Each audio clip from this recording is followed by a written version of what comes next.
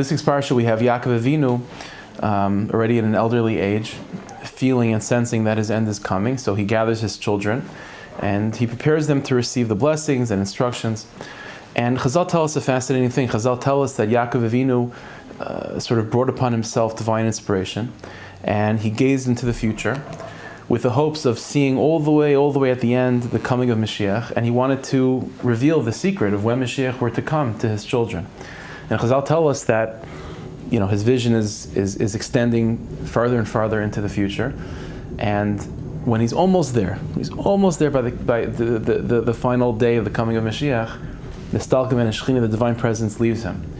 And Yaakov Avinu is wondering why that happened.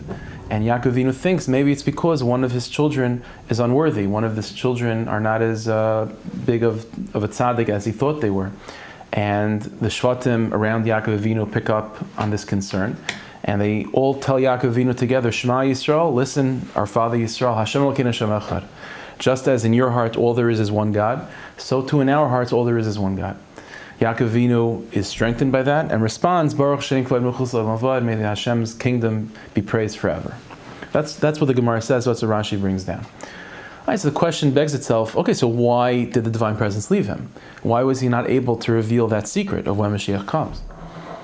So there's a teaching from Rabbi Yaakov Moshe Chalap. Rabbi Yaakov Moshe Chalap was one of the great students of Rav Kook, and Rabbi Yaakov Moshe explains the following thing. He says that as Yaakov Avinu was looking into the future to find out that date of when Mashiach were to come, he saw, obviously on his way, through time, he saw the final generation.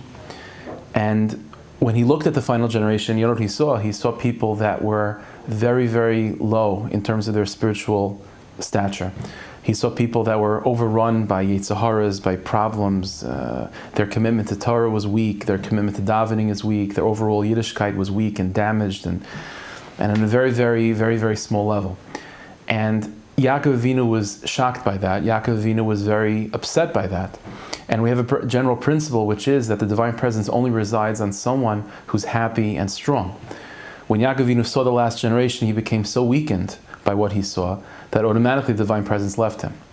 And when Yaakov Avinu then looked around at his children, he was concerned that clearly themselves, or maybe their eventual descendants, are not as great as he hoped that they would be. And Yaakov Avinu on some level fell into despair and thought for a second, how could we make it to the end? That last generation that I saw, they're so weak and they're so broken, they're so small in spiritual stature, it's not possible. So all the tribes sensed this despair in Yaakov Avinu, and they all responded, Shema Yisrael Hashem Elokeinu Hashem Echad, meaning, instead of Yaakov Moshe Chalap, they were telling Yaakov Avinu, don't judge the last generation by what you see with your eyes. You have to believe and you have to know that all those failings of the last generation, they're only skin deep. Just as in your heart, Yaakov Avinu, in the depth of who you are, all there is the belief in one God, so too, even us, including our progeny, including the last generation that come from us, in their hearts, all there is one God. And all the failings and all the flaws and all the shortcomings are only skin deep, are only superficial. And they said to Yaakov Avinu, you have to believe in that, you have to strengthen yourself with that. And Yaakov Avinu strengthened himself and proclaimed, Baruch Shein Kavod Mechus L'Avad, may Hashem's kingdom be praised forever. In other words, because I now believe and have confidence even in the final generation, I can be sure that the kingdom of Hashem will be everlasting. It won't fall apart when the citizens rebel. It'll be everlasting, because ultimately the citizenry and the people of the last generation are still committed in their core to God's kingdom, to God's presence in the world.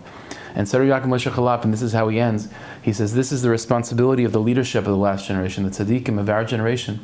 Their responsibility primarily is to not be shaken by the deficiencies that they see. They have to be confident and strong in their belief in the greatness of the people. They have to be confident and strong in their belief that all the deficiencies and the ailments that they see in the last generation are only superficial. And that is their charge, that is their mission. And their responsibility is to strengthen us with that belief. And we in turn also have to try to process that lesson as well. The more that we can inculcate within ourselves that confidence that all of our deficiencies is only superficial, but in our core, we're still citizens of the kingdom of Hashem, that'll get us past this. That'll get us to the other side. That'll get us to Mashiach. So Hashem should help that all of us collectively, we should be able to have that strength and that commitment and that belief in ourselves and in other Jews, and both individually and collectively, we should see the redemption of our people. B'yas kol tzedek, b'mher v'meinu amen. Thank you, Hashem. Thank